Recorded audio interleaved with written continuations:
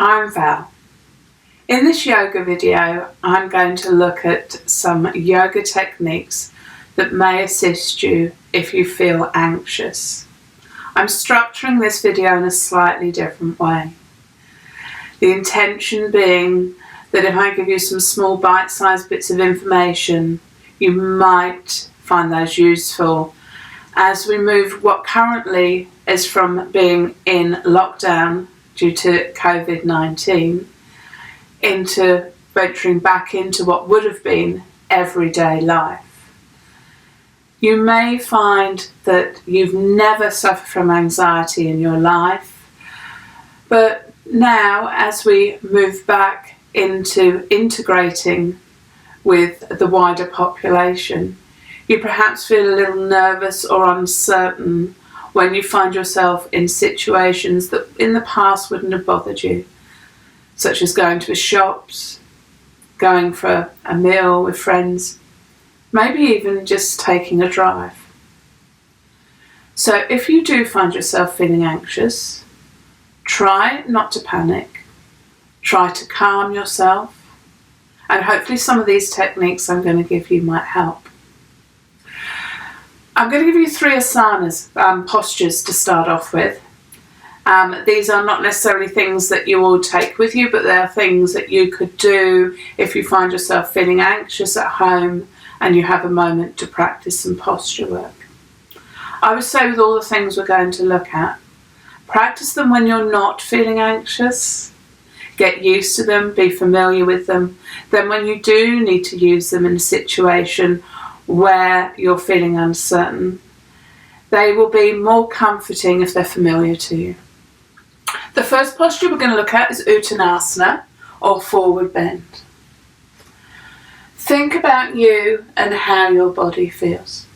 So a traditional Uttanasana posture would be feet together, extending through the body, lifting up with the in-breath, and hinging forwards, folding forwards with the out-breath to bring those hands all the way down to the mat. Palms down, fingers back, head coming in. This might not be accessible to you, so don't worry if it isn't. You breathe natural in the position. I'm going to take you through some modifications in a moment. When you breathe in, you lengthen arms to be in alignment with the spine. Bring yourself up on the in-breath and release as you breathe out. It may be that version is too strong for your body, so let's look at some modifications. Let's go for feet being hip width apart, standing tall. Let's bend those knees a little. Take the hands onto the front of the thighs. Tuck the chin in towards the chest and start to roll down from the top of the spine, rolling down through your shoulders, through the middle of the back, keeping those knees bent. It might be this is where you find yourself. You might need your hands on your thighs for stability. If this is your forward bend, this is absolutely fine.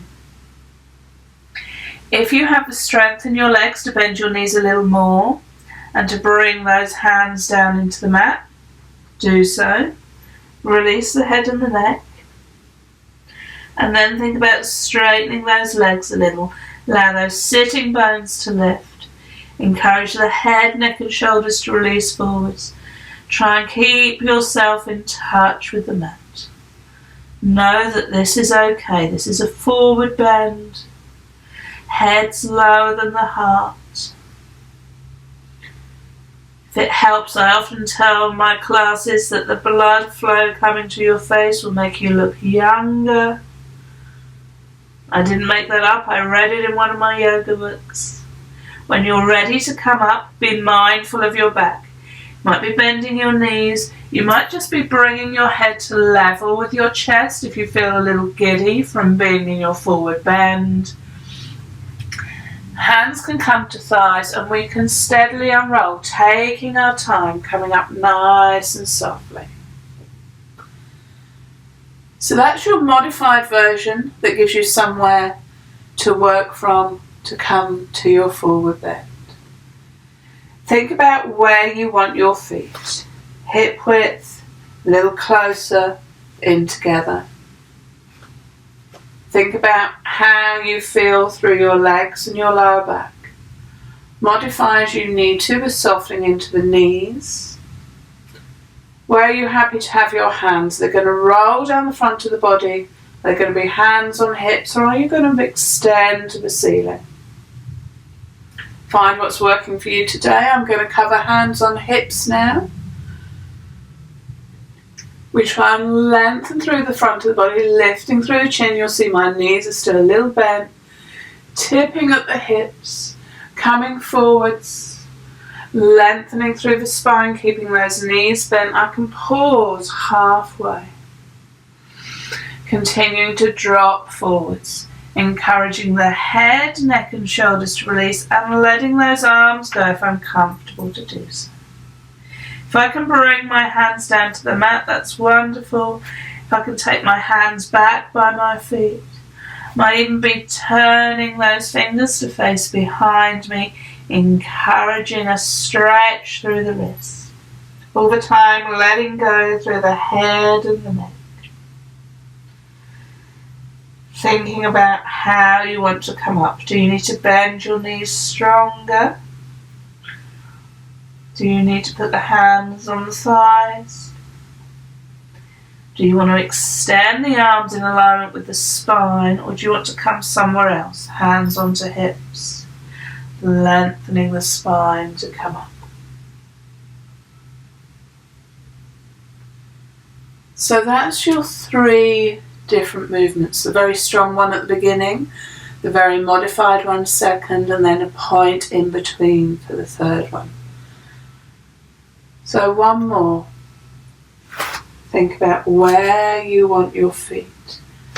Comfortable distance. Think about how much give you need to have in your knees. A lot of this is controlled by the length of your hamstrings. Think about where you want the hands. When you're ready, bring yourself into your forward bend. I'm going to return to the strong version, but if you need your hands on your hips or your hands on your thighs, that's where you are. Make sure there's a little give in those knees, don't lock out. In breath, we create length through the body. Out breath, we come into our forward bend.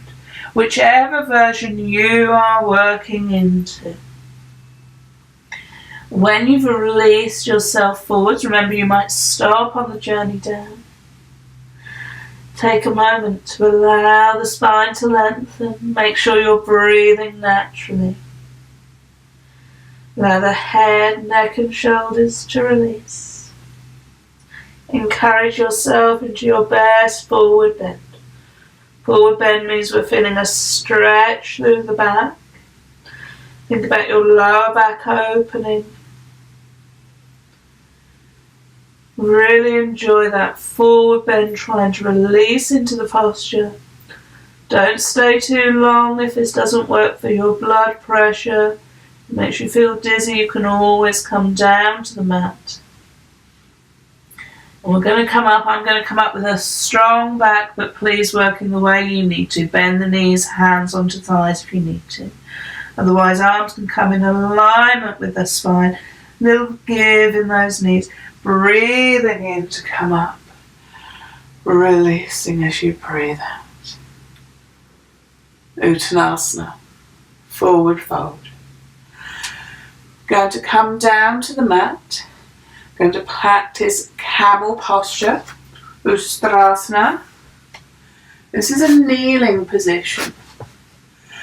Think about what's right for you and your feet and ankles. I know some of my ladies don't find this comfortable. Some of the gents have knee issues as well. Sorry, I didn't mean to single out the ladies there. Let's think about where we want to be through the feet, the knees. So if you need to have your toes turned under, your toes are turned under. Excuse me a moment, I've got an itchy nose. But if you can, the feet are flat. The knees are a little way apart. So ideally centre line of hip to centre line of knee, giving yourself a good strong base. Back bend means the front of the body is going to stretch. We're going to start with hands onto the hips. We're going to roll those shoulders up and back, lifting the chest and taking the gaze towards the ceiling, but in front of you. Don't be looking directly overhead, look away to the front. Lift up through your thighs, lift up through the sides of the body, and lift that chest up towards the ceiling. If you're comfortable here, you can draw those elbows and shoulder blades together. The heart should be lifted, the stretch should be felt through the front of the body. No compression in the lower back or in the back of the neck. Keep those long. And then roll yourself forwards. If you want to work on from there, we can take those arms wide. So what this looks like from the front is the arms going wide. As your arms go wide, we lift the chest, we draw the shoulder blades together. So we get a lovely open stretch across the top of the chest. So make sure your feet, knees are in a position that's good for you. Think about those hips being nice and upright. We can still roll those shoulders up towards the ears to encourage the chest to lift, sides of the body lengthening. We can take the arms wide, stretch and behind, draw those shoulder blades together. Gaze is a little more up. Make sure you're breathing. If you've got a strain in your throat, open the mouth. Really lift through the front of the body. Keep that lower back open. When you're ready to release, head and shoulders roll forwards. Last one, we're going to reach towards those heels, only if you're happy to. Remember your watch points here. Keep those thighs upright, lower back open. Don't collapse the back of the neck. So if you're happy to go for a slightly stronger one, roll those shoulders up and back, stretch your hands towards the heels, lift through the front of the body, keep that lower back open. You might be taking your gaze directly overhead. You're working with what's right for you. Space in the lower back, space in the back of the neck. Open through the chest, heart lifted. When you're ready to release, roll yourself out and forward. Nice counter pose for this one is to tuck down into your child posture. Forehead to the mat, bottom towards the heels, hands back towards the feet. Just taking a moment. Relaxing and releasing. Feeling your heart rate and your breath return to normal.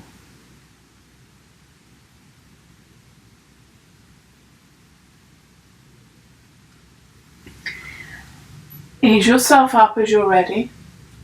So our third and final posture, body posture, for this little video is going to be our cobbler or Baddha Konasana. I'm going to use a block to sit on. I know this works slightly better for me today and for how I'm feeling today. So sitting up on the sitting bones, bringing the soles of the feet together, encouraging those knees to drop outwards. Now you might have your hands onto the feet or the ankles. Do make sure you're sitting up nice and tall. Actively engage through your feet, push those feet together. Encourage those knees to drop down. You might rest your forearms onto your knees. It's about how you need to position yourself to feel stable. You may block underneath your knees, you might have some support under there. Sit nice and tall, level spine, chin level. Aware of your breath. So we've got that sense of feeling open, feet engaged, sitting nice and tall. I'm deliberately not engaging with a hand posture here because I'm going to cover that next. When you're ready to come out of this posture, it's always nice to pop those arms underneath the knees. Allow the soles of the feet to turn to the mat as you draw the knees together. You might want a little hug in as well.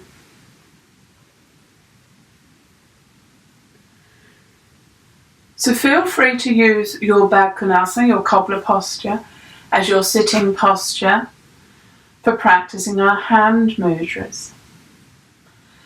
I'm aware I haven't covered hand mudras a lot in these videos.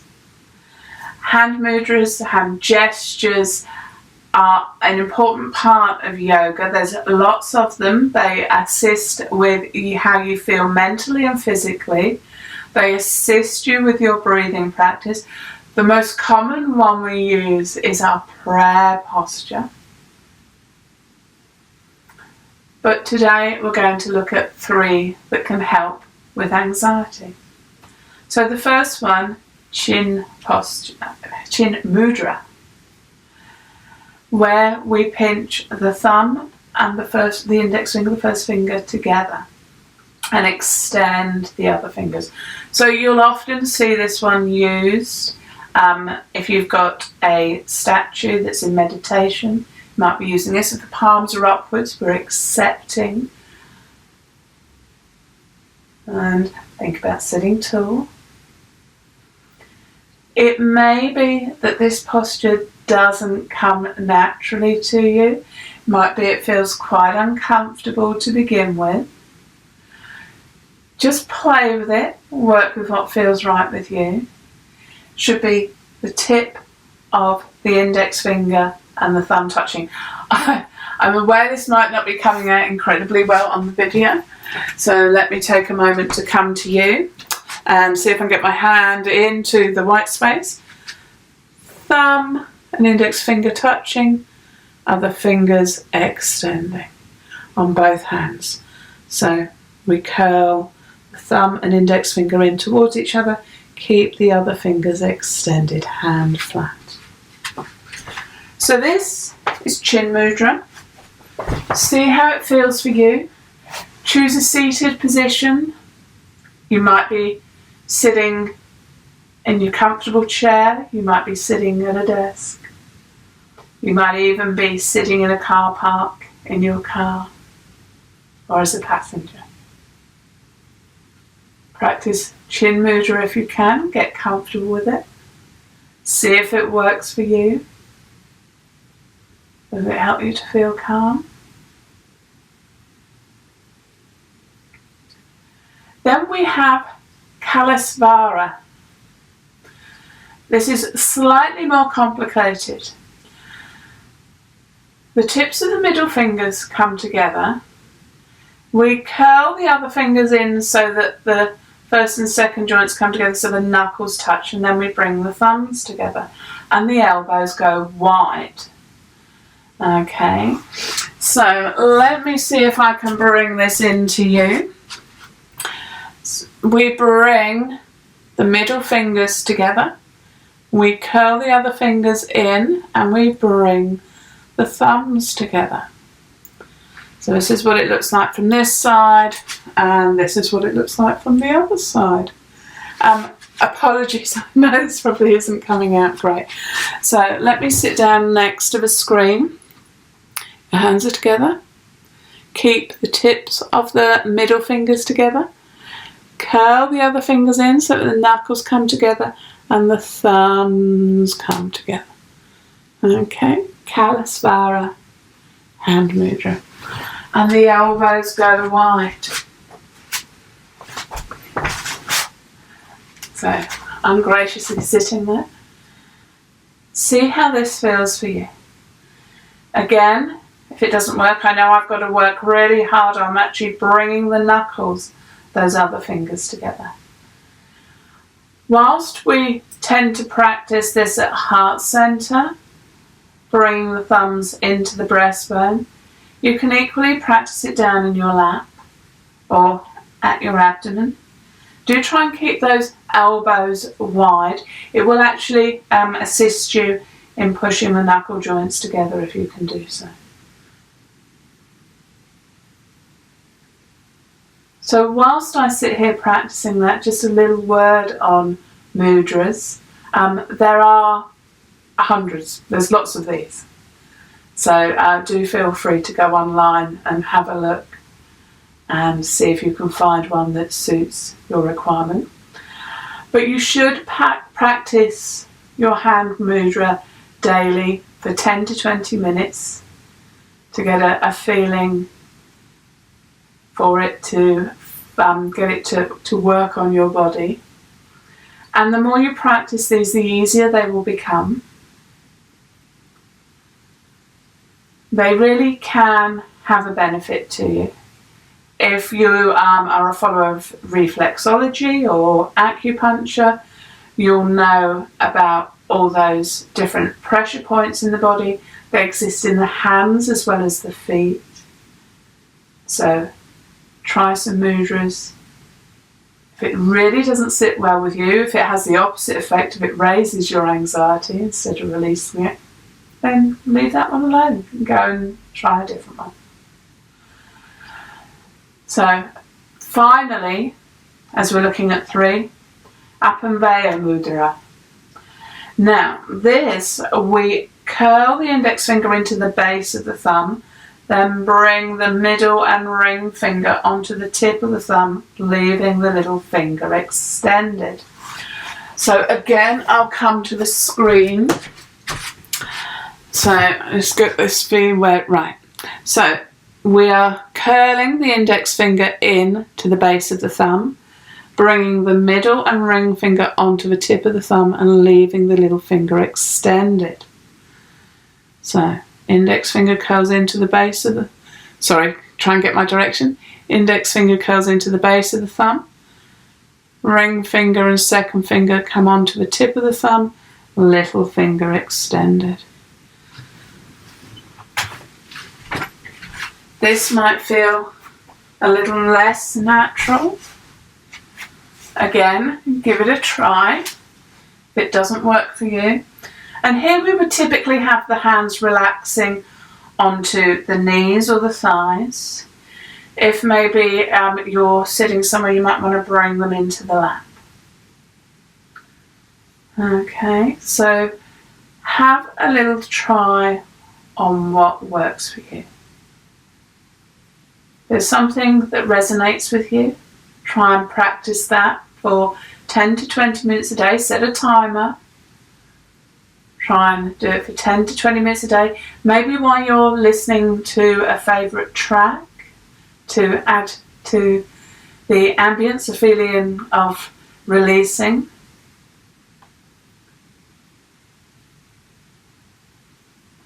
So just run through those once more. Chin, bringing the thumb and first finger together. Other fingers extended. Then we have Kalasvara, bringing middle fingertips together, thumbs together, the other fingers are curled in, knuckles touching. Elbows go wide. Then we have Apanvaya Mudra, index finger curls into the base of the thumb, middle and ring finger come on to the thumb tip, little fingers extended.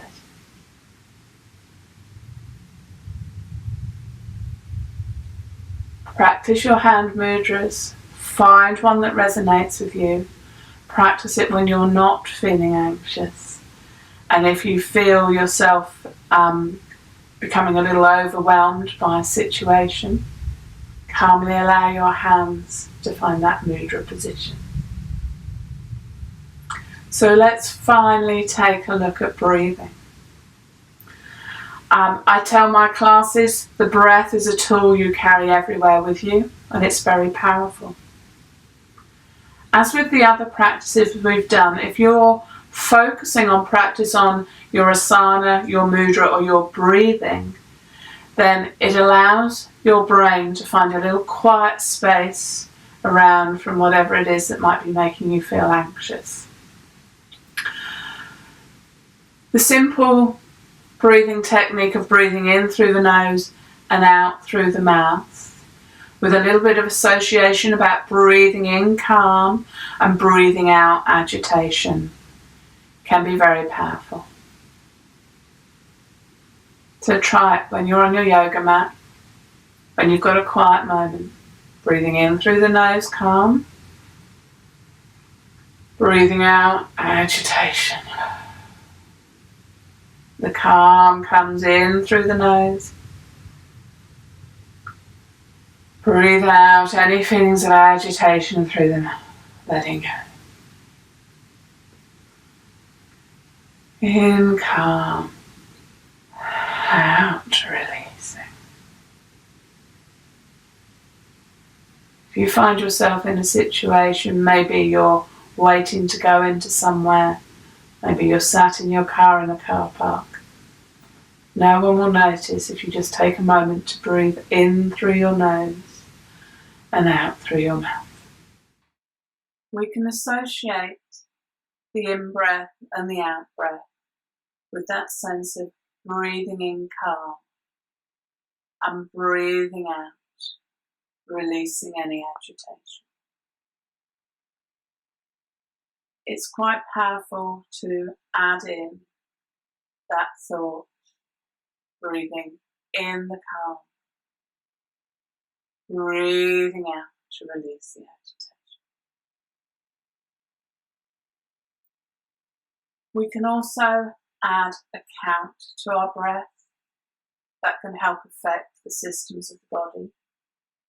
And the one that's recommended for bringing about a state of emotional balance is a count of 6, 4, 6, 4. That's 6 for the in-breath, a hold of the in-breath for 4, 6 for the out-breath, and holding the out-breath for 4. Don't let that ratio frighten you. It's something you can work towards. If you can get a sense of balancing the in and out breath to the same length, and then slowly extending the pauses, keeping them to the same length but slowly making them longer, it should be achievable. Find yourself something that will help you keep the count. It might be that you like to count 1 Mississippi, 2 Mississippi, for example. It might be that you're happy to listen to the tick of a clock. It may be you have a favourite piece of music in much the same way as some people like to run to the pace of a piece of music. You might have a piece of music that matches a nice pace for the breath. So I know it's not very interesting to watch other people breathing. What we are looking for is an in-breath to the count of 6, a hold for the count of 4, an out-breath for the count of 6, and holding that out-breath. If you're doing any sort of breathing practice, ideally you want to be in a room that's well ventilated, where you can be undisturbed for a period of time. Allow yourself the time to tune in to your natural breath before you begin the breathing practice. So we'll just take a moment here to see if we can achieve this. So sitting in a position that's comfortable for you. Nice straight spine, relaxed shoulders, level chair. Feel free to sit in a chair to lean against the wall. Feel free to adopt a hand mudra. And if you can, closing the eyes. Closing the eyes brings the focus into the body.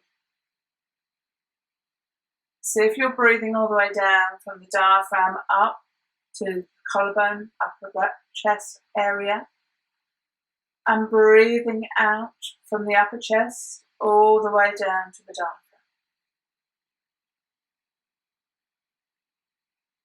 Tune into your natural breath and where it is now. Once you've tuned into that breath, are you aware of the pause?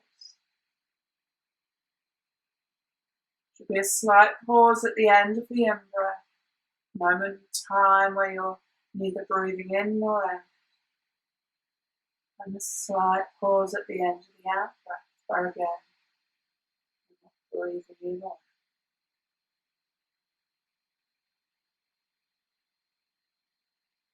When you've found these 4 parts to your breath, the in-breath, the pause, the out-breath, and the pause, when you're ready, begin adding your count. If today you're unable to find that space where you can really link with your breath, then feel free to release from the practice and come back to it another time. Let's see if we can maybe lengthen that in-breath, the next in-breath for a count of 6. Breathing in, counting 2, 3, 4, 5, 6. Allowing the hold. Breathing out. Allowing the hold of the out. So see if we can breathe in, 2, 3, 4, 5, 6, hold.